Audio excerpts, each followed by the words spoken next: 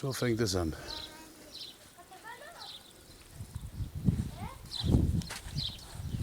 Und hier geht's weiter.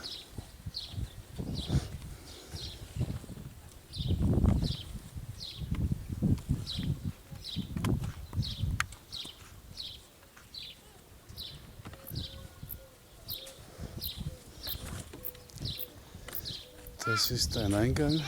Nur steht da jetzt ein LKW davor. Kann ich leider nicht wegräumen. Und ein bisschen Müll an den Gartenzaun.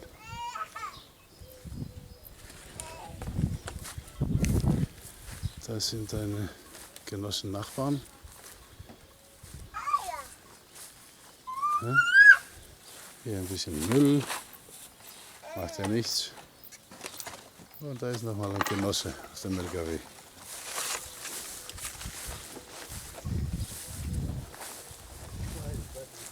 Hier geht's weiter. So. Mit Schwierigkeiten komme ich hier unter den Gartenzaun. Das ist ein Eingang. Der steht noch. Έλα! Τι κάνω? Γιατί ρε? Δεν είστε? Τι λες ρε?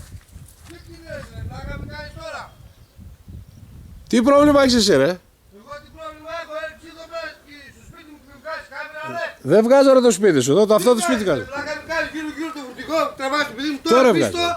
πίσω, σβήσω, Αυτό βγάζω, σβήσε ρε. το παιδί μου, σβήσε που τράβηξε η μητρά.